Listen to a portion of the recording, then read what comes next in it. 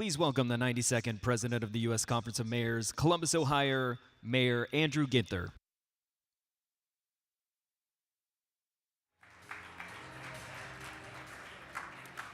Good morning, everybody. It's great to see you.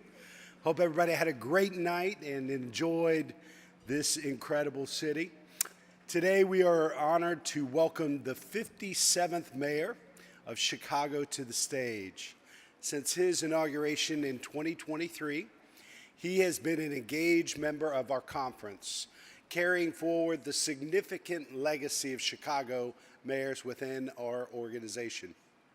Growing up as one of 10 siblings in a working-class family, he developed a deep understanding of the challenges facing Chicago families.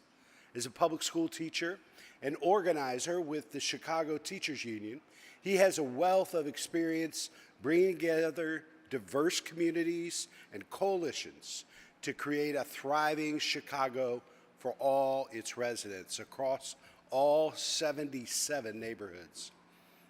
He brings this passion for community well-being to our conference as a great leader and co-chair with past President Hillary Sheevey of the Mental Health Task Force. Mayors, please join me in welcoming the great mayor of the city of Chicago, Brandon Johnson.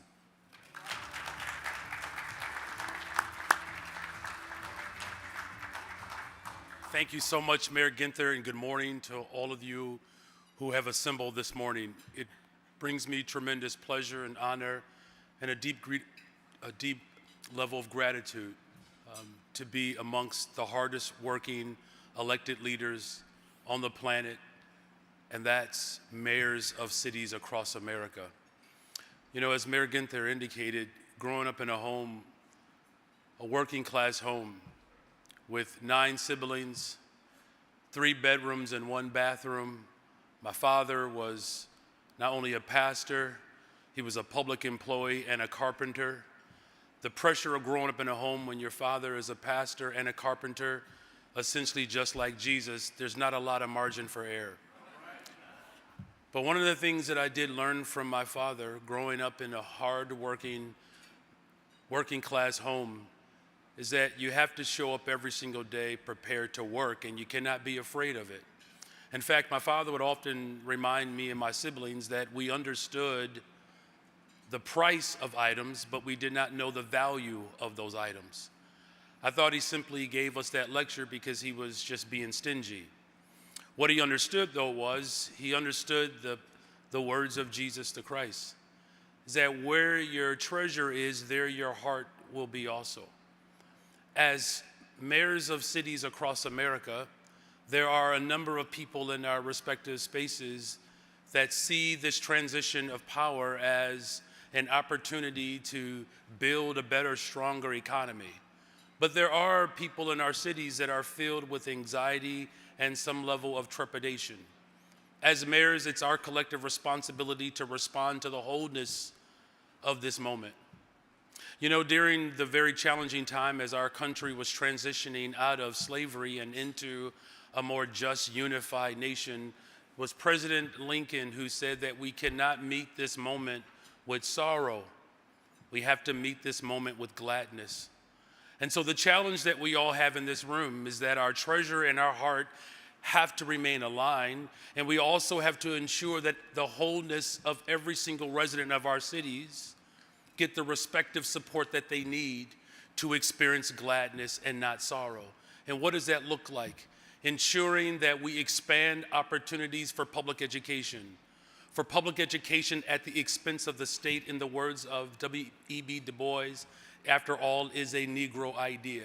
The very hopes and aspirations of descendants of slaves in this country who recognize that education could be an equalizer, creating purpose and opportunity for generations to come. That works for Black, white, Asian, young, old, no matter who you are. The ability to access public accommodations is something that all of our cities work towards. Ensuring that people have access to health care, and particularly behavioral health care. I am grateful that Mayor Ginther has placed me in a position to help lead the collective response to behavioral and mental health support for our residents across this country. We've expanded mental health care, reopening a mental health clinic in communities that have been historically disinvested in to ensure that every single family has access to experience what it means to be whole and fulfilled. But it also requires us to build economic activity. We are creating youth employment and opportunities for individuals who have been left out of our economy. We've increased our youth employment for ages 14 to 24 by 43%, offering 29,000 jobs for young people over the course of this next year. And I know all of you in this room recognize and understand the value of investing in young people. Again, quoting the words of Jesus the Christ, if you cause a young person to stumble, you're better off tying a millstone around your neck and jumping into the lake and dying by execution. That's how serious it is that we invest in young people. And then building more affordable homes. We have to ensure that people can work and live in the communities in which they've been raised in, and having access to all of the public accommodations that our people deserve is something that I know mayors across this country understand. In closing, I am hopeful in this moment that we can build an economy that works for people across this country, that we don't have to pit communities against one another. Neighbors should not be seen as enemies. Neighbors should be seen as co-developers to create a just economy for all. So congratulations, you all. Happy New Year. And I have to say this on behalf of every Midwestern who lost a little bit of hope last night with our Detroit Lions. And even as a Bears fan, let me just say, go Commanders. All right, God bless you all. God bless our country. And let's continue to build economies that work for everyone. Love you, mayors. Thank you very much.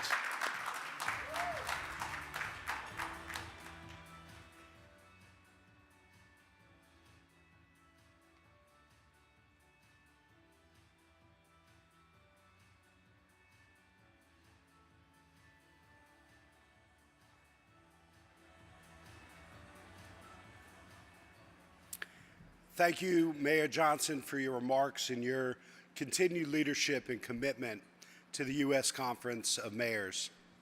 Up next is our DollarWise Innovation Grant Awards. DollarWise is the economic mobility campaign of the U.S. Conference of Mayors, supported by the founding sponsor, Bank of America. DollarWise works with cities across the country to remove barriers to economic mobility, improve work skills, and create intergenerational wealth for underserved residents. The campaign supports programs that assist returning citizens, expand child care services, restore driver's license, and train new skills for better jobs. This year, DollarWise will award 7 cities with $10,000 each to foster innovative programs that can be replicated in communities across the country. Here are this year's winners and their projects. In Allentown, Pennsylvania, Mayor Matt Turk will support a 3-year weatherization job training program that will provide 40 workers with energy efficiency and home weatherization training, certifications, stipends, childcare, and interview preparation. Beaverton, Oregon Mayor Lacey Beatty will assist the West Side Works program that will train early childhood education students as paid child care aides, offering a competitive wage, a completion bonus, and on-the-job experience for program participants. Little Rock, Arkansas Mayor Frank Scott Jr. will support Little Rock's Municipal Identification Program, which offers affordable IDs to help immigrants, older adults, and others access banking, housing, jobs, and public services. Philadelphia Mayor Sherelle Parker will strengthen the same-day work and pay program, providing low-barrier daily work opportunities, financial literacy, and trauma-informed services to residents in need. Spokane, Washington Mayor Lisa Brown will launch a post-conviction relief program to remove employment and housing barriers through expungement services, driving restoration, and holistic reentry support. In St. Louis Mayor Tashara Jones, will pilot 6-month public transportation passes for work-authorized immigrants and refugees to help address transportation barriers. Tacoma, Washington Mayor Victoria Woodards will repurpose a former school into a training and childcare center with apprenticeship classrooms and 24-hour childcare services. Please join me in congratulating each of our winning mayors.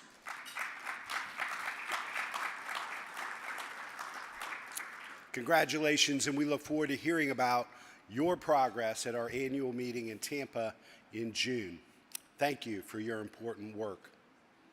None of this would be possible without the continued support of Bank of America's Charitable Foundation.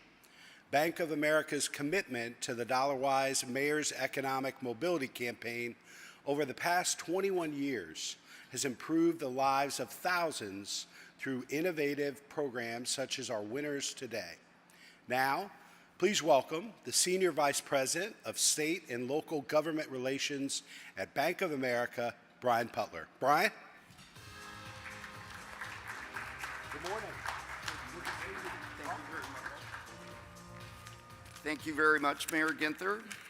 So congratulations to the grant recipients today. We know you will do great things in your cities. To all the mayors, it is a pleasure to be with you today. For Bank of America, as the long-standing sponsor of DollarWise, you are valued partners. We appreciate that mayors are doers, and we are proud to support you and the U.S. Conference of Mayors. The annual award of the Innovation Grants is an exciting time for us, and just as exciting is hearing from past grant recipients about how your innovative programs foster economic mobility in your cities. We applaud your work and spirit of innovation.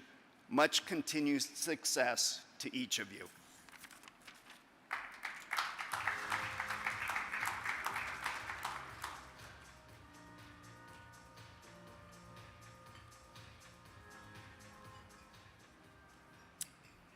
Thank you, Brian, and thank you for Bank of America's ongoing support and commitment to the conference. In 2021, the U.S. Conference of Mayors worked tirelessly to secure the passage of the bipartisan infrastructure law. Now the nation's mayors are meeting the challenge to implement this law within 5 short years. To hear more about the local infrastructure hub and how the bipartisan infrastructure law is transforming cities, let's welcome to the stage Syracuse Mayor Ben Walsh, Tempe Mayor Corey Woods, Noblesville Mayor Chris Jensen, and Bloomberg Philanthropies' Luke McGowan.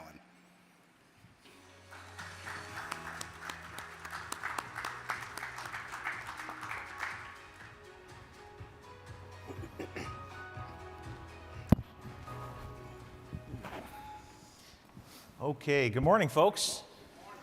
Good morning. So as you heard, we're going to talk about infrastructure, and specifically the bipartisan infrastructure law, which has had a significant impact in Syracuse. I've told people I feel like Syracuse is almost really the poster child. We are in the process of removing a 1.5-mile elevated viaduct, part of the Interstate 81, rerouting through traffic around the city, bringing local traffic onto local streets, and really knitting the fabric of our city back together that was torn apart back in the 50s and 60s when Interstate 81 was first constructed.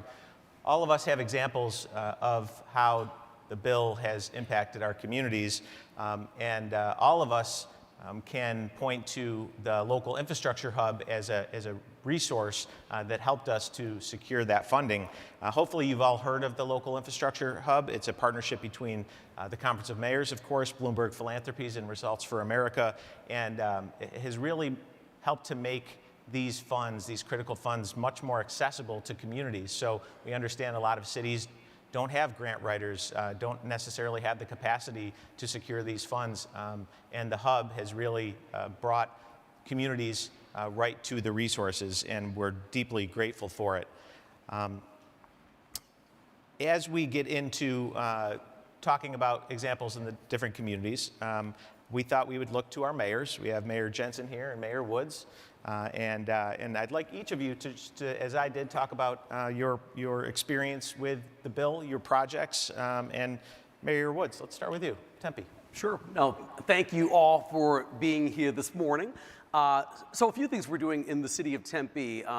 One thing, so we've got a major road, Baseline Road. It's a 3.8-mile stretch where we received over $12 million as a result of the bipartisan infrastructure law to really modernize and revolutionize that street.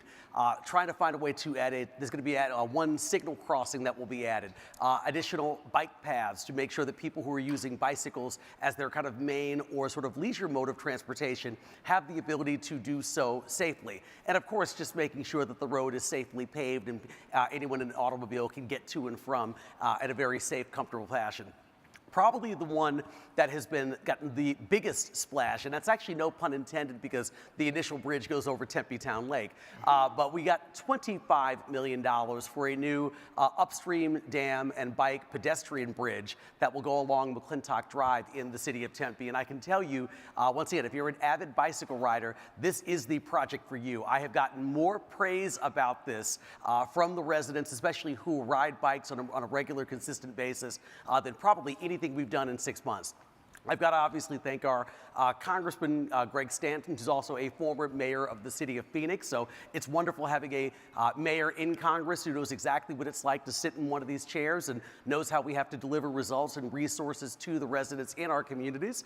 But honestly, those two items, everything from that Baseline Road kind of upgrade, along with getting that new bike and pedestrian bridge on McClintock, that's going to give our residents more ability and more opportunities to get around our community in a very safe way, but it's also going to do a lot to address climate change because as more and more people are trying to find ways in the city of Tempe and around Maricopa County to get out of their cars and use alternative modes of transit, this is also very much going to further that goal as well. Great. Thank you, Mayor Woods. Mayor Jensen, how is Bill impacting Noblesville? Yeah, good morning, everyone, and thanks for being here. Thanks for moderating, and thanks to Bloomberg for being a part of this, too. It's great to be with everybody this morning. Great to be with my good friend from Tempe, who I was impressed by the dollars you received, buddy. We need to exchange some notes there. We've had a great opportunity in Noblesville. We've been the benefactor of a Safe Streets for All grant recently. I was surprised to learn that automobile accidents are the #1 preventable cause of death in the United States. And in fact, pedestrian deaths have increased 13% since 2020. I think any mayor here today will say that's unacceptable. So we were able to work with the infrastructure law to receive a Safe Streets for All grant to take a look at the mobility and the safety within our community, something every community shares, how are pedestrians able to move throughout our community. So we actually just recently launched this planning grant to engage the public around a conversation on a treacherous stretch of roadway near an elementary school in Noblesville. It has some sharp curves along there. It lacks some sidewalk accessibility. So we actually just had our first community meeting last week to engage the public in this conversation. Our goal is to rid ourselves of traffic deaths and mortality by 2040 in the city of Noblesville. And then most recently, we've been able to receive a Reconnecting Communities grant, which is a part of that infrastructure law that's going to engage on connecting a more economically depressed area of our community across a major river that flows through our downtown to provide more accessibility to food opportunities, to work opportunities. So those have been the major projects we've been focused on as benefactors of this piece of legislation. That's great. Thank you, Mayor Jensen. You mentioned Reconnecting Communities. Syracuse has also benefited from 2 Reconnecting grants, both a planning grant and an implementation grant. And that's, again, one of the great things about Bill is it recognizes that it's about much more than just the individual infrastructure project. You need to make sure you're, as I said, knitting the fabric back together, connecting the dots, making sure that whatever the infrastructure is intended for, that the other components of it, if it's a road, that you're looking at it holistically from bicycle infrastructure, pedestrian infrastructure, and reconnecting really helps you do that, and we've certainly benefited from it as well. So, Luke, let's turn to you. Again, we're also grateful for the support that the Hub has given us, that Bloomberg has given us, and I know for me, I am in my 8th and final year in office. I'm term limited, and as much as it pains me, the Interstate 81 project is going to go on beyond my term, and that's the case with a lot of these projects, and that often makes it hard to to communicate with your constituents and your other stakeholders when you're playing the long game. And oftentimes, as we are painfully aware of, politics is often about the short game. So can you just talk a little bit about communicating throughout these projects and making sure that everyone is fully understands and appreciates what's happening with these funds? Yeah, of course. And thank you, Mayor Walsh, and my friends, the mayors here on stage. It is good to be with you. I'm from Bloomberg Philanthropies, where we ensure better lives for the greatest number of people. And we do that through Mike Bloomberg's experience, of course, as mayor of New York City. Being a mayor, being a local government, you have one of the best levers to pull to make lives better, for your residents, your constituents. We think a lot about how to raise capacity in local governments to do big things and help you kind of imagine the most magnificent version of your city. Whether that's safer streets, whether that's reconnecting communities and healing the scars of segregation. We want to help you get the resources you need to make those projects real and last. So you've heard about some of the projects here, some that were supported through the local infrastructure hub. There are two kind of upcoming sessions, boot camps that we're running that get at your question, Mayor, about how do you keep the momentum up in the years ahead. So first, and this is launching the week of January 27th, but we have the registration period is Wednesday next week. So I want you to come home from this conference not just with big ideas, but resources for your staff when you go home. So we are running a session on grant implementation, procurement, compliance, how to work with federal dollars and federal programs once you've won an award or you're working with an award. This boot camp is just like the dozens of other boot camps we've run for cities in that it offers one-on-one support to staff. It offers peer learning opportunities to work with other cities who are dealing with the same grants in the same way. And it also offers expert sort of virtual lectures, all free, all open to anyone. But if you sign your team up, they will be better equipped to figure out how do we continue to engage the community over the process of this grant? How do we comply with sometimes difficult federal regulations? And really importantly, especially as we have an incoming administration and kind of new approach to certain grant programs, it will keep everyone up to speed on any changes in guidance that might come down. So that is just kind of one way to sign up and really benefit. So I hope everyone will take a look at that. The other boot camp that is available to every city in the room is on clean energy project finance. So if you are working on projects that might benefit from funds for developing solar or funds for developing electric charging stations, anything in that area, we are running a boot camp that will be aimed at connecting you to funding streams that are still available. So those are just two ways. And the last thing I'll say, we love looking to the mayors and cities who have really led the way and showed us here is the right way to keep a project moving forward. Certainly, I think these mayors on stage could talk to any of you, but we put resources on the local infrastructure hub to showcase here's who's doing a good job, kind of getting their grant agreements signed, continuing to move the ball forward. We were with Mayor Hammoud from Dearborn the other day, who is really accelerating their work on safe streets. So all of that information is available at the local infrastructure hub. Great, thank you so much. I'm going to stick with you for just a little bit longer, Luke.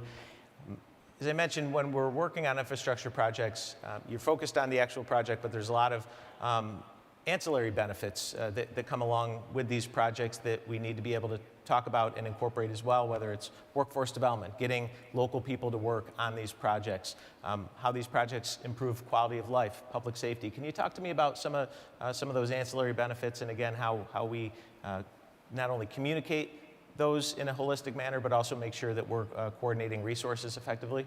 Yeah, definitely. Well, one thing I'd say kind of internally to your city government, there's a lot of ancillary benefits we've seen once your team, your grant writer, whoever the lead for the grant in your office participates in local infrastructure hub programming. they are able to get a little more versatility, a little more fluency with how to navigate federal programs generally, how to think about engaging the community in a productive way, how to generate data that will help with storytelling over time. So that is kind of one of the best ways is to go on and check out kind of what the hub has as a resource. We also have seen these practices put in place for external stakeholder engagement. You know, so many of the grants had a new approach to making sure that voices that aren't typically heard in a community are incorporated into the city planning process. We've now kind of developed resources about community engagement that are open to everyone to access, again, at localinfrastructurehub.org. That's great. Thanks so much. All right, mayors, back to you. So I don't know about you guys, but part of the benefit of coming to these conferences, they're kind of therapeutic, right? You're talking to folks that go through the same issues that you do, have the same problems that you do, and I know I always benefit from interacting with my fellow mayors, learning lessons and best practices. So thinking about it in that light, is there certain advice or guidance that you would give to some of the mayors and their staff that are here as you now have a little bit of hindsight going into these projects? And Mayor Woods, we'll start with you again. Well, first, Mayor, I would agree that this is the most sort of inexpensive form of group therapy. It's true. And I greatly appreciate it. Many times, as we all know, being all serious, I mean, as mayors, it can be sometimes a very lonely job, or at least it feels that way, that you're in these spots where when things are going well, you do get a lot of praise, but if something is perceived to go badly, you get all of the blame for it. And I like to tell people, I'm not that good. I don't have that much power. But the fact of the matter is, I really do view these conferences as a way to learn more about best practices, to learn from my fellow mayors about what they're doing in their respective cities and towns across the country, and bring a lot of those ideas and concepts back to the city of Tempe so we can actually make our community an even better place to live. So always very excited to be here. And I would just say, please make sure if you have applied for money like this before, and let's say you've applied and you haven't gotten it. It's like they say, if at first you don't succeed, try again. Don't just say, well, I didn't get the money this time, so I'm not going to apply, and obviously they don't like me. If you've got a good project and you think it's going to improve the lives and outcomes of the people living in your community, even if you weren't successful on round 1 or round 2, try again for rounds 3, 4, and 5, because I guarantee you that level of persistence and even putting together a better application, it will get you the funding that you need to change people's lives. That's great. Thank you. Mayor Jensen, advice either seeking out or implementing bill projects? Yeah, I would just echo Corey eloquently put that about being at the table for those subsequent rounds. We're on round 3 of a project that we're going to continue to go forth. I would just say, and I hope this is taken well, but for everyone who's been up here to featured of projects that we've won, there's mayors across the nation that haven't been, and that could be because of a lack of application.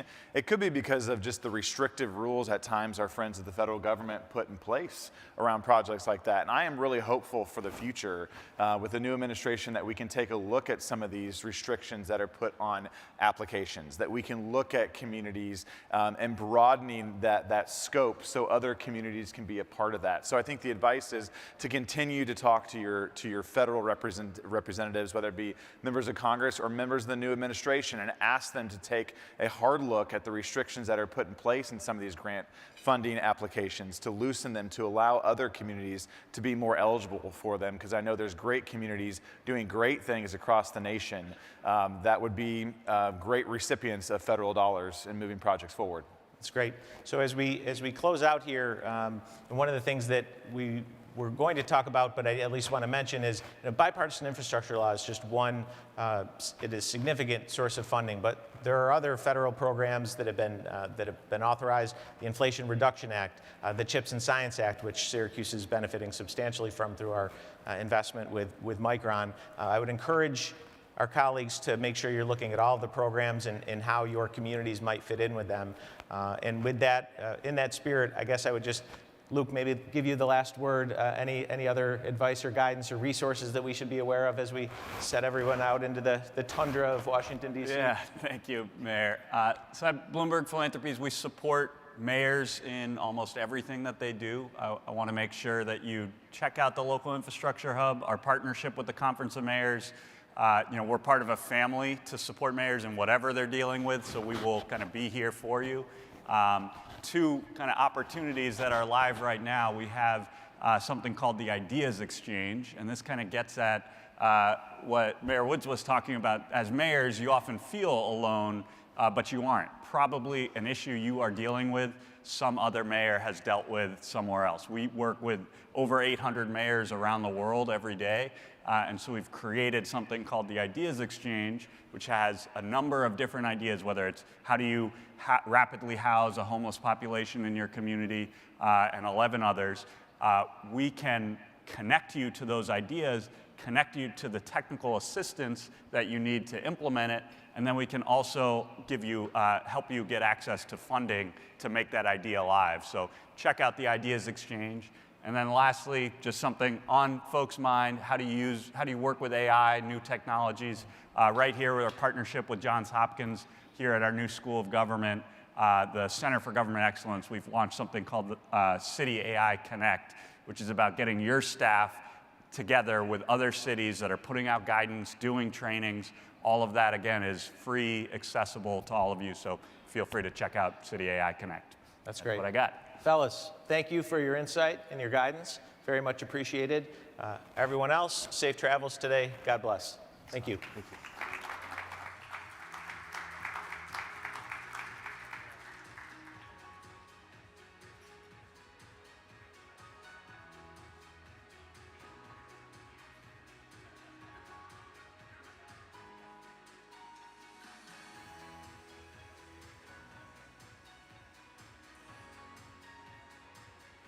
Please remain seated. Our program will resume in 1 moment.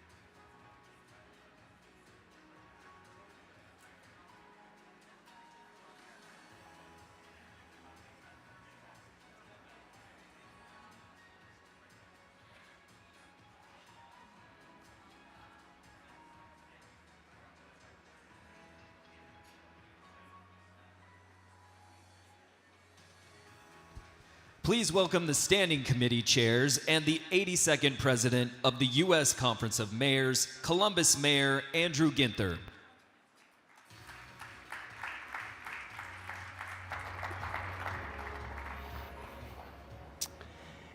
Mayors, we are rounding the turn and approaching the finish line of the 93rd winter meeting of the U.S. Conference of Mayors.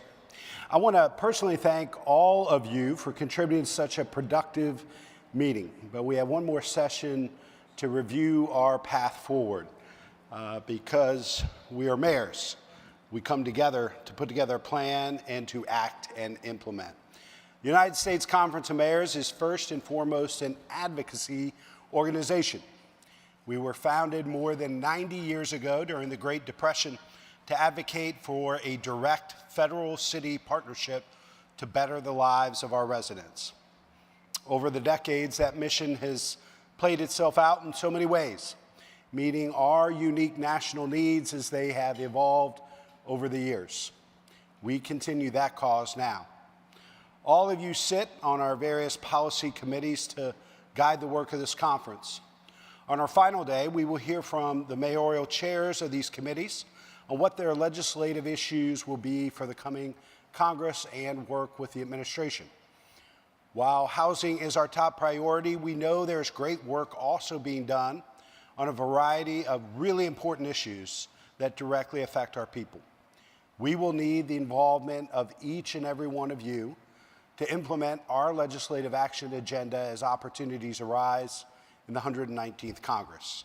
I'm going to take my seat with the committee chairs and get this conversation going. I'll get us started with the first question, and then Piscataway Mayor Brian Waller will help me facilitate the conversation. But my first question will go to my good friend, Mayor Kapsakafich of Toledo, who chairs our Housing Committee. We've talked a lot about housing being the issue this year for our conference, and really demanding a federal Marshall Plan to deal with the housing crisis around our country. So talk to me a little bit about what that plan looks like and what role we have as mayors in building a national response to our housing crisis. Well, it strikes me that if we're going to compare it to the Marshall Plan, then it has to do essentially what the Marshall Plan did. While the Marshall Plan essentially rebuilt the infrastructure of Europe after World War II, what we're looking for is no less than the largest and most comprehensive federal investment in housing in the nation's history, in a way that will enable us to rebuild our housing infrastructure in this country. Now, mayors have to do their part, and we are at the local level. We are updating out-of-date land use and zoning codes. But we have to understand that even though this issue may affect each one of our local communities differently, this is a national problem, and it's going to require a national solution. And I think that will take at least two forms. One is, let's be honest, money. Yeah. The federal government was showed such leadership over these last several years with the bipartisan infrastructure law and American Rescue Plan that allowed cities to invest in everything from public safety to infrastructure. The one part that maybe was left by the wayside during that moment in our history was housing and an investment in housing. So we do need direct and flexible resources at the city level to enable us to increase our supply in this supply and demand problem. But happily, I think the folks up on Capitol Hill would be pleased to know that it's not just money, that there are a number of rules and regulations that already exist through the framework of HUD, that if they were just loosened, if they were just a little more flexible, we could go a long way toward doing what we need to do with the resources that are already in existence. So a combination of investment financially, sure, but also just a little more flexibility and grace, as it were, with some of the red tape that ties our hands. But this is it's a national problem. We need a national solution. Yeah. Appreciate that, and appreciate all the great work that you're doing in your committee, and really kind of making sure we have a strategic and strong approach as we head into this Congress and transition with the new administration.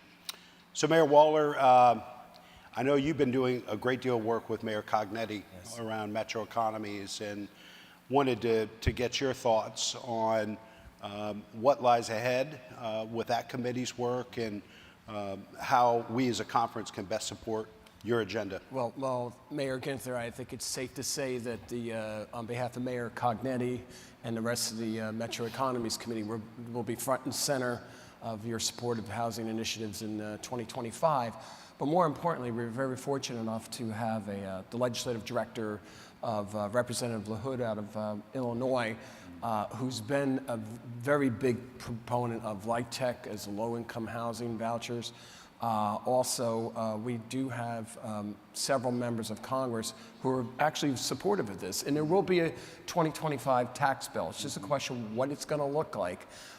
We also have to protect the child tax credits right there, which is all, and then the community development block grant, which a lot of cities and towns use for housing. So there's some things that we're going to have to protect, and Mayor Cognetti is going to be very forceful in that. Yeah. Well, I know that Mayor Waller, I'm going to kind of turn things over to you to talk with some of our other chairs about our housing priorities and the other committee priorities, because we know it's infrastructure, we know it's workforce. Mayor Reeves heads up our workforce efforts.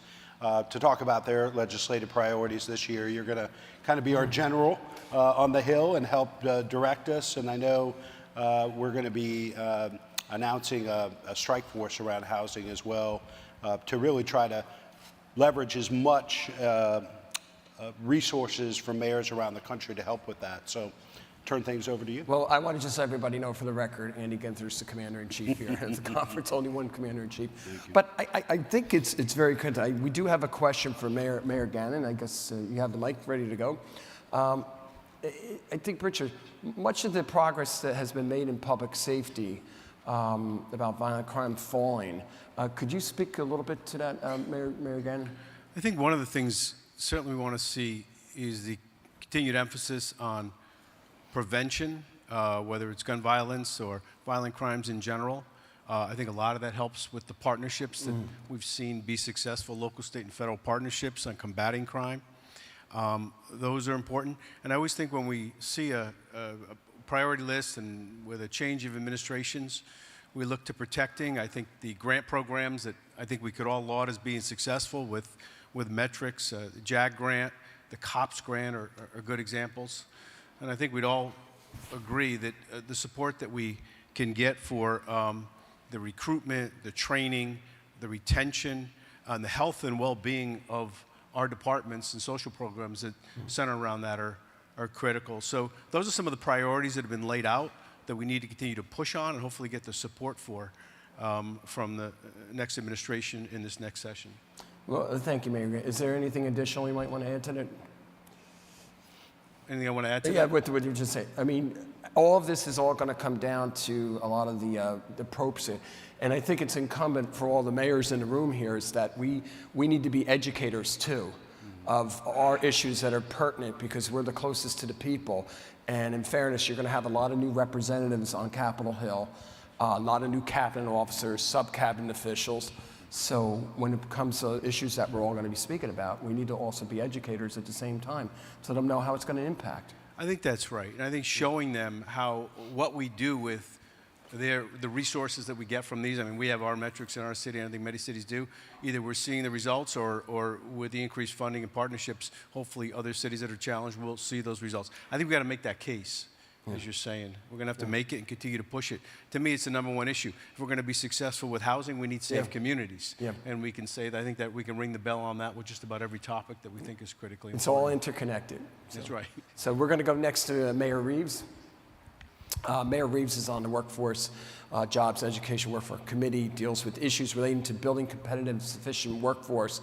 The private sector has been very vocal on the need for more qualified workers.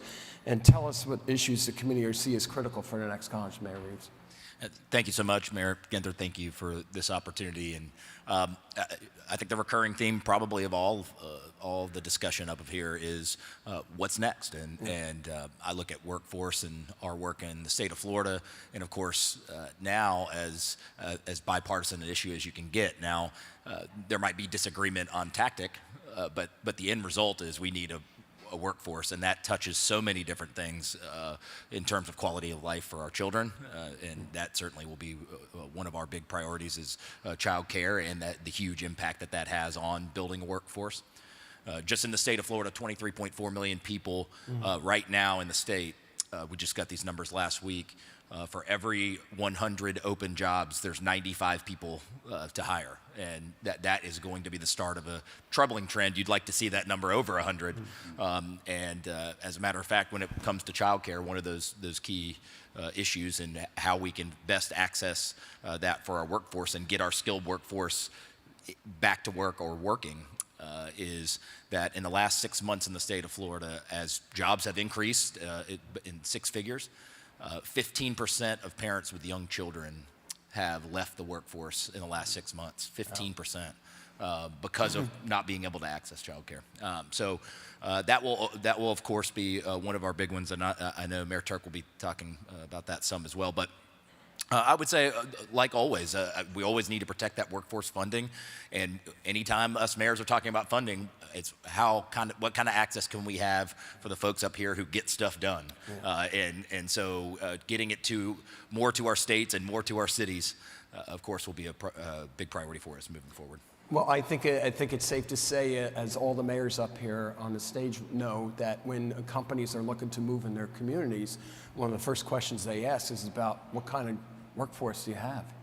And that all relates to housing and everything else. And So it's all interconnected.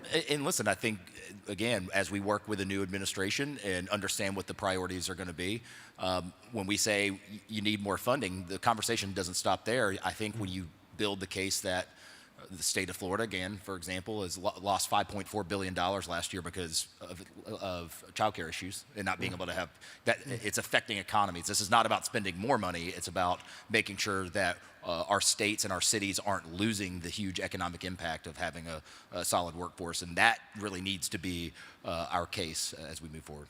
Okay, thank you, Mayor Reeves. We're going to move next on to the environment, and pinch hitting here is the Vice Chair, Mayor Mary Lou Pauly of Issaquah. We've all watched over the last 2 weeks about the devastating fires in the LA region. Our natural disasters are growing, becoming more intense, and obviously costing billions of dollars, not millions, billions. Talk to us a little bit about the work your environmental committee is doing on climate change and resiliency and other priorities on the committee, especially in the regulatory arena. Well, thank you, Mayor. I'm happy to be standing in today for my chair, Mayor Buffalo. And first off, our hearts go out to the people of LA. This is really an astoundingly awful event that they're experiencing. And just want them to know that all of us mayors are behind them. So this conference highlighted a few of the events that have happened, significant weather events that have challenged cities. We've seen and heard from people who've experienced horrific hurricanes, and in my state of Washington, my small town and many around me experienced a bomb cyclone for the first time, which is, if you don't know what it is, come and find me after. It's a horrible thing to go through. Lots of damage to the community. You know, California's been known as a leader at the forefront of making sure that they are resilient for these changing climate, changing weather events. And we're watching right now, we're witnessing the horrible impacts that are there. We as mayors worked really hard to get funding included in the bipartisan infrastructure legislation and the Inflation Reduction Act. We have to make sure during this next administration that we protect that money, that we make sure that it stays to make those investments in our communities to be resilient. The Conference of Mayors has produced a guide on resiliency, which I would suggest all of you try to get and read and use in your own communities, because we are going to see more and more impacts here. Also a call to action. You'll be seeing a letter coming from the U.S. Conference of Mayors to sign on to protect these funds and protect the investments that we can make in our community. So we're working on making sure that that message is out there and that it's strong, and just making sure that this administration understands it's not just the devastation that happens, but the costs to cities that are challenged already financially, having to come back after these storms is significant. So we'll be doing a lot of work in that area. Thank you for the question, Mayor. Okay. Thank you, Mayor. We're going to actually turn the mic back over to Mayor Ganem for very brief here. I know this conference has a long history, a committed history of supporting FEMA and making sure it has the resources necessary and adequate to assist cities in response to disasters. Where is the committee on the current situation, Mayor? Well, and it's so important. I mean, with the wildfires raging in Los Angeles and in California, which our hearts go out, as I mentioned, the devastation we've seen from the hurricanes in the South. I think we just need to make sure that, you know, at a local level, we can do a certain amount in the state, but it's really FEMA and the federal government and other agencies that make the difference. Yeah. When they land, it is the savior, supposedly the savior of what is the natural disaster or any disaster. We need to make sure that those funding sources and those boots on the ground continue in the way that is effective to produce the results that people need in their most desperate times. Loss of homes, loss of life. So we want that to happen. We need to make sure that that continues in an enhanced way with the resources and is done in a way that, let's say, avoids partisanship or politics, which we've seen. We want to make sure that that continues. It seems that there's, maybe it's just me, that there seems like every time you wake up in the morning, you don't know what the headline's going to be. And it could include a natural disaster, devastating like we've never seen before. So this is critically important for us. And we want to make sure we keep our voices loud and clear on that. I think it's safe to say that almost every mayor in this room and across the country, there's been at some point some disaster or some impact where FEMA has had to come in, and that's just critical. And then we just need to let our representatives know that FEMA needs to be solvent and be there for us when we need it. We're going to segue into Mayor Mitchell. Can you describe the program of work that you're doing to inform mayors about what is available and how cities to access sources? There's a new program at Treasury called Direct Pay. What is at stake in the new administration and the Congress targets certain tax credits for repeal? Well, thank you, Mayor Waller. And just a programming note, for all those people who are struggling to find seating, there are many of you out there, there's some over here on the side. Yeah, one of the things, we just went through a presidential election in which climate was marginalized as an issue, but we as mayors, as Mayor Pauley and others have noted, we continue to live out the effects of climate change all the time and with increasing frequency. And so mayors are, with the change in administration, fair to say, are going to be expected to lead again on climate. Direct pay is a mechanism created in the IRA that allows us to accelerate the establishment of new energy production, renewable energy production facilities, solar, wind, geothermal, and others. And it piggybacks off of the production and investment tax credits. Under the investment tax credit, under the production tax credit, both of which were extended in the IRA, tax-paying entities can claim a tax credit up to, in the most extreme case, about 70% of the capital cost when in the tax year those costs were incurred. But if you don't pay taxes, like if you're a city or if you're a nonprofit, you wouldn't get that benefit. But for this other provision in the IRA that's called either direct pay or elected pay, that allows cities, when they build their own facilities or participate in the P3 to build those facilities, to get the cash equivalent from the U.S. Treasury of the tax credit they might be otherwise eligible for. So it's a pretty good thing, and it's just getting rolling. It took a while for the regulations to be written, but projects are starting. We're doing a big geothermal project. I know a number of you are doing solar projects, municipal solar projects that are going to be funded in part through elected pay.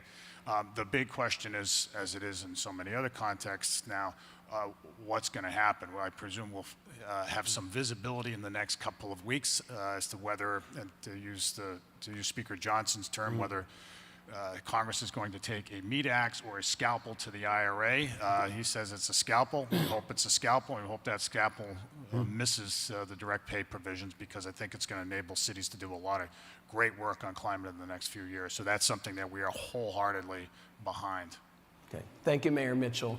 Now we're going to jump to the Children Health and Human Services Committee, and we have Mayor Turk from Allentown. The press reports that certain proposals are in play to institute work requirements for Medicaid.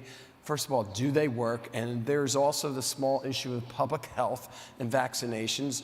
How is the committee approaching the current debate on vaccinations and shifting focus of public health and health research? I know that's a loaded question. We're going to throw the ball to you, Mayor. There's a lot going on there.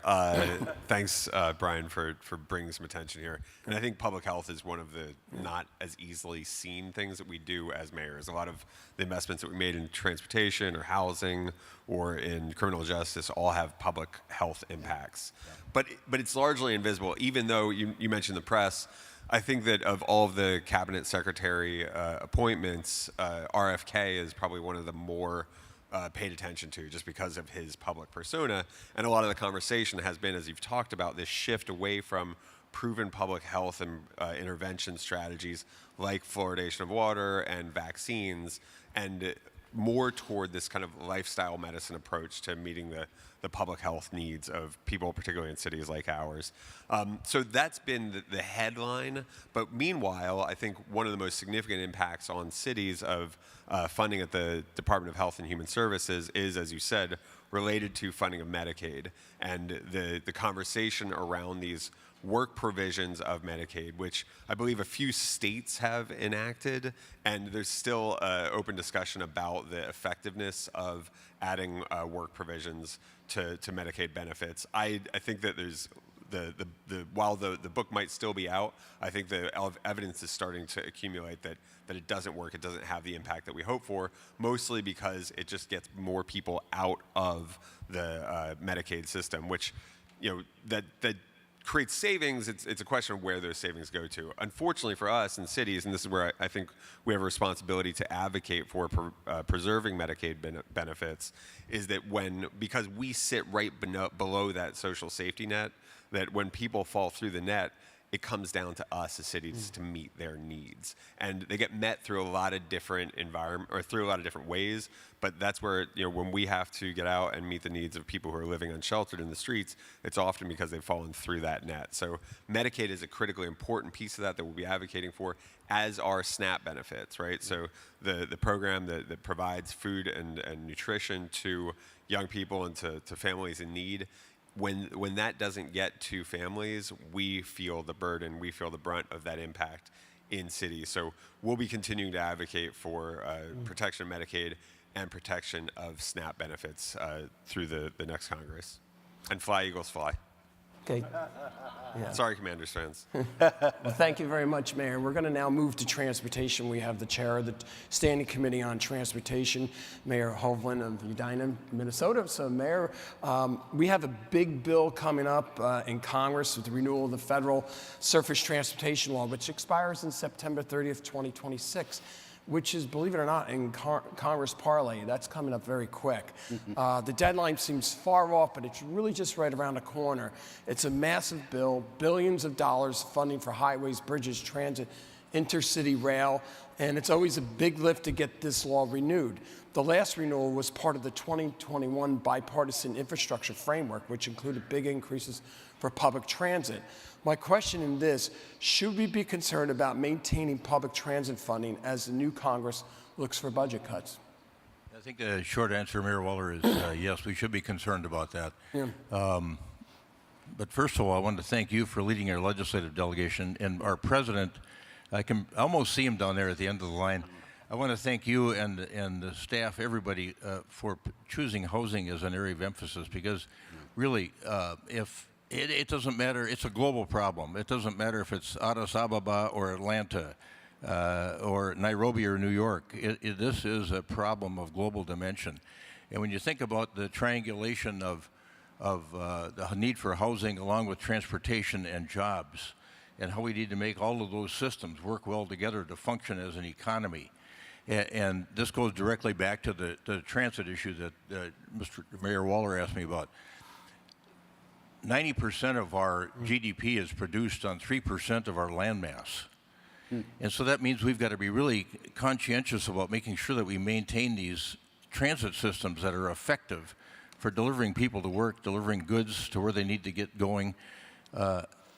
In those other parts of the country, many parts that are rural now, smaller towns that have lost grocery stores and everything else, people still need transit in those areas as well to be able to travel that distance to get to a grocery store. So I think there's some real criticality in making sure that Congress understands the far-reaching implications of the importance of continuing to fund public transit in an adequate way. We know we've had some challenges with respect to public health, public safety in a post-COVID environment, but as we get further away and get that further in the rearview mirror, transit is going to be so critical to the overall economy of our country, as it's shown in the past.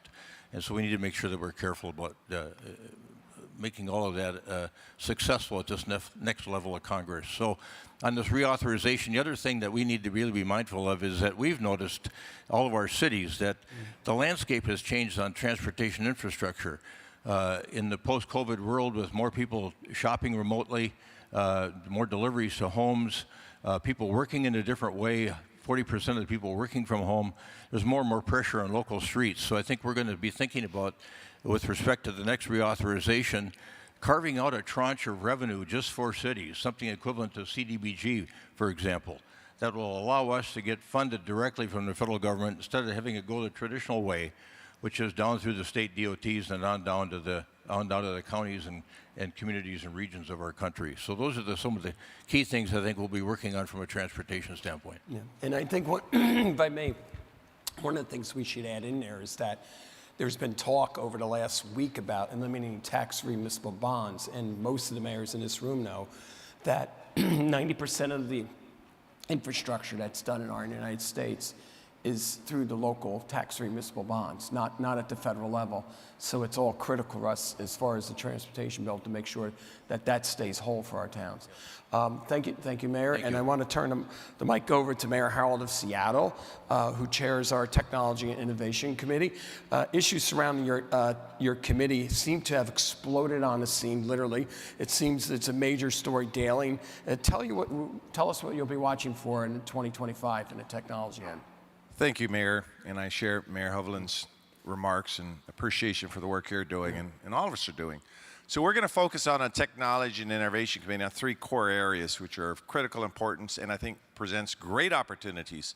Artificial intelligence, number 1, cybersecurity issues, number 2, and broadband. We'll talk a little bit about that, but broadband areas that we should be concerned about. So with respect to artificial intelligence, here I think many of the mayors understand the enormous opportunities that it presents with respect to police reports or permitting or constituent services, translation services. Literally, it's an endless list of applications that we can concern ourselves with. But I think we also have to understand that the new administration has surrounded himself around some of the smartest minds around in the field of technology. And not just Musk and Tesla, but you're looking at Andreessen or Sachs or Thiel and the companies they've built, PayPal, Netscape, Kraft Ventures. These are incredible innovators. And we have to now concern ourselves with what the landscape's going to be. So as mayors, individually, we can look at our applications, but I think collectively we want to make sure that the second issue that I want to talk about, cybersecurity, there are vulnerabilities that are presented by this kind of technology. So with respect to cybersecurity, as we continue to compete against China as an example, and we are in the mindset to compete, we also have to be in the mindset to protect against bad actors with deep fakes and everything else. So our committee will look very closely at how we can concern ourselves with cybersecurity attacks, and particularly in Seattle. And I think, you know, we pride ourselves as being a very wired city. We're technologically savvy, and we present a lot of employment opportunities because of our innovative spirit. So our committee, again, will look at the vulnerabilities. We had an attack in our library system, and I think many of you have experienced attacks either personally or employers in your community. So that'll be a second area of concern. The last area, broadband. Now this is an interesting one because under the Affordable Connectivity Act, almost every city that concerns themselves with the connectivity of their constituents supported this. And Vice President-elect J.D. Vance, of course, was a supporter of the connectivity program.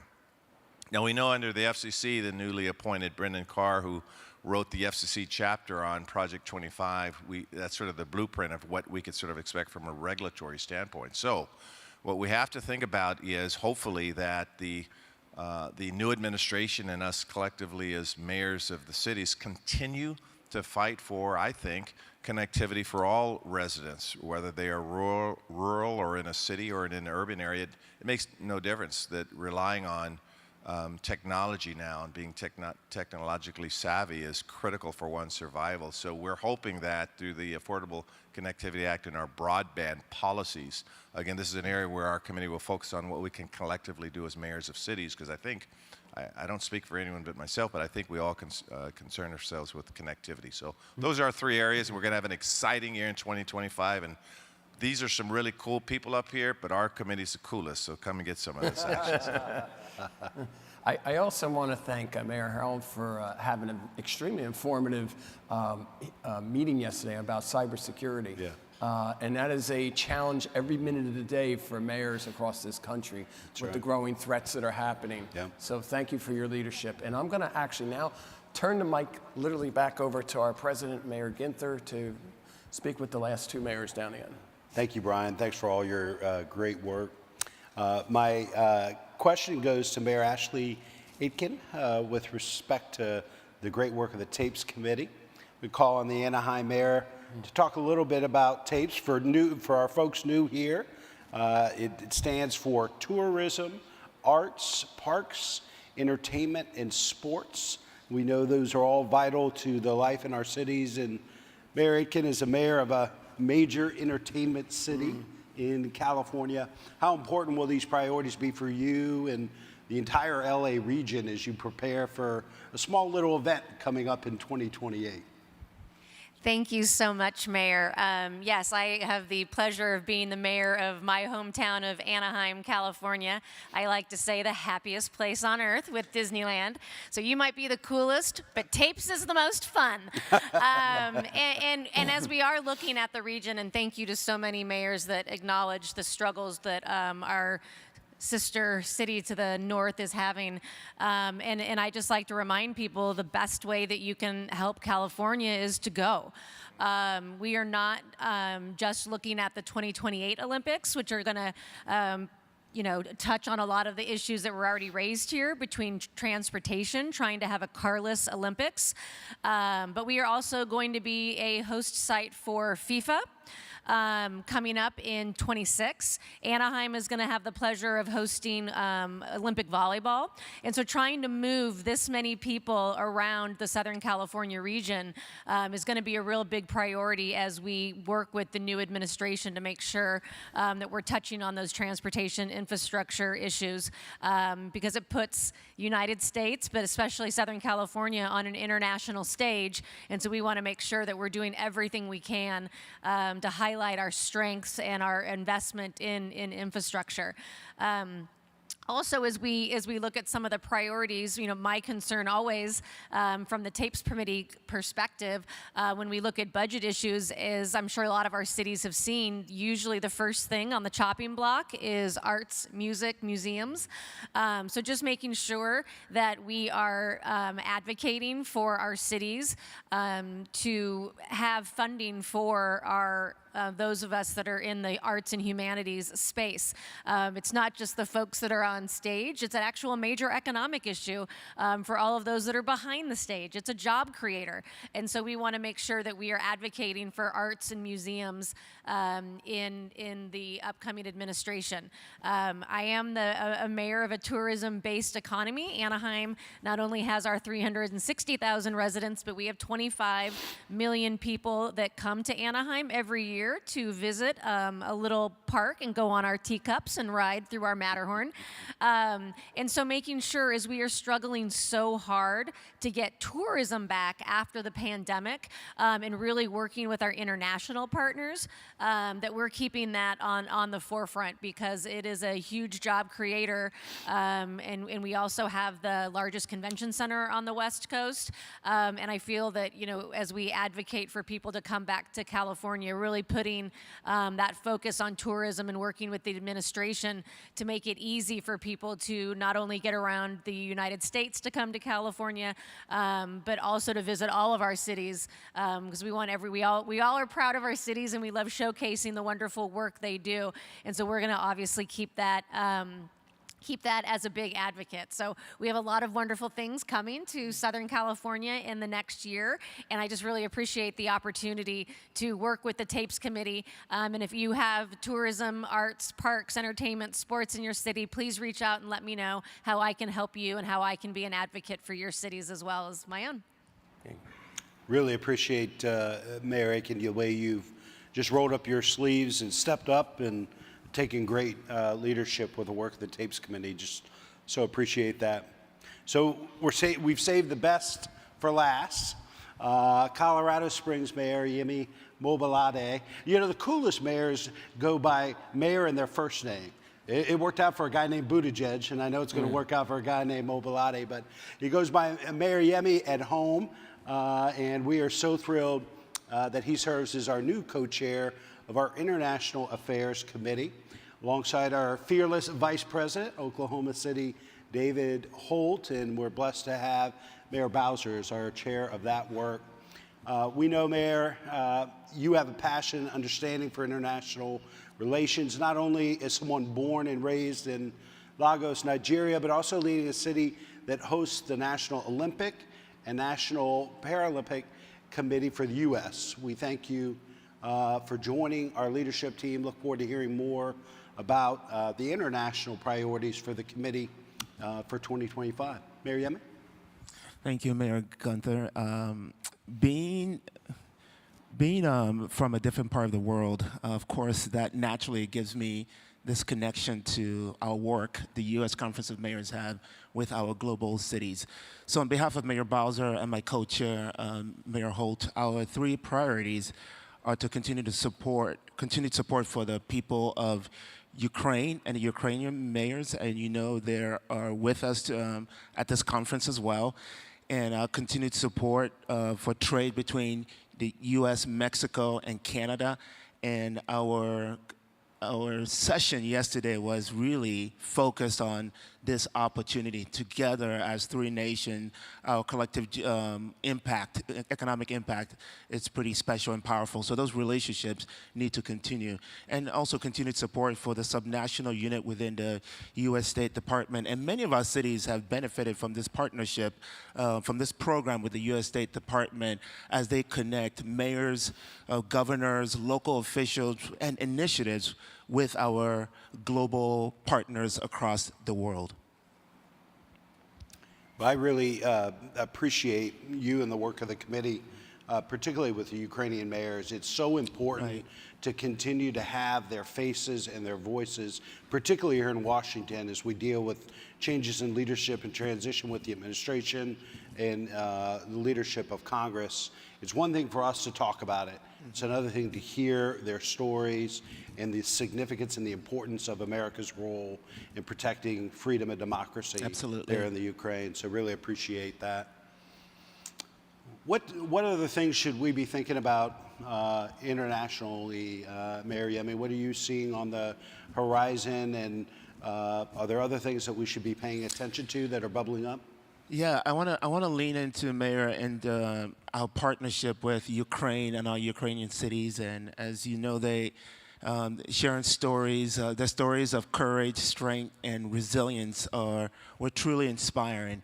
And there are a lot of ways as mayors that we can support their work, and especially these war-torn cities. And please know that the U.S. Conference of Mayors, we do stand in solidarity with Ukraine and our Ukrainian cities and our Ukrainian colleagues. And I just want to highlight just 6 quick ways that as American cities, we can support them. And the first one is city-to-city partnership. We talked about this yesterday at the session as well. If you're interested in a city-to-city partnership, I know the U.S. Conference of Mayors can assist. Humanitarian aid, donating supplies, equipment, that is really important. In my city, we have donated fire trucks and equipments like that to help our sister cities. Knowledge exchange is really important, especially around crisis intervention. In August, this past August, the Ukrainian National Police was at my city meeting with our police department and fire department just to learn about crisis intervention. And as Americans, we're so lucky that these knowledge are accessible to us, and many parts of the world don't have that, but we can share that with our Ukrainian counterparts. Advocacy, number 4. Number 5, support for refugees. We can welcome and integrate Ukrainian refugees into our local communities. And the final one is just more support. More support, organize symbolic events, and pass resolutions that we can use to express solidarity. Mayor Gunther, back to you. Thank you. Yep. Thank you so much, Mayor Mobilade. And I want to thank Mayor Waller and all of our chairs and vice chairs. One quick question for Mayor Waller. If you're a new mayor or you're attending for the first time, and either you want to get involved or maybe your city is in a key congressional district or state where all of these priorities are going to need to cross a chairwoman or a chairman of a committee, how do those first-time mayors, new mayors get engaged and get involved with your work? Well, Mayor Ginther, I think it's a priority that the mayors need to speak with both their U.S. senators and their representatives because all the issues that we just spoke about here on the dais are all interconnected. And we're encouraging all mayors to reach out to your representatives and talk to them about how policy decisions may impact them at the local level. And we're encouraging you to work with the USCM staff as well as the leadership up here. We encourage every mayor to get involved because it's all hands on deck, Mr. President. And I think that's the message that needs to go out there. It's all hands on deck. We really appreciate Mayor Waller, all of our chairs and vice chairs. And as we all know, housing is our #1 issue, and we're going to be engaged in urging Congress to act, to guide our efforts throughout the year, but especially in the next 6 months. I'm announcing today the creation of a U.S. Conference of Mayors Housing Strike Force. So that strike force will work with me and Mayor Waller, the Legislative Action Committee, to take our message to Capitol Hill and the administration. This conference will continue to advocate for the American people to address our national housing crisis. And we're going to need the help of each and every one of you. It is critically important that we are aligned, that we're strategic, we're thoughtful, and we advocate for the Marshall Plan that we need. From our discussion this morning, we can also see the breadth of issues we're going to need to deal with that go beyond housing, because as we mentioned several times, they seem all very interconnected. We'll preserve the long tradition of this organization's bipartisan policies to better the life of all of our residents through the work of our policy committees. So, please join me in thanking these mayors for their leadership. This brings us to a close, and I really appreciate everybody that's participated. Get home safely, and we are now adjourning the 93rd winter meeting of the U.S. Conference of Mayors. Well, congratulations. Thank you. Congratulations. Thank you.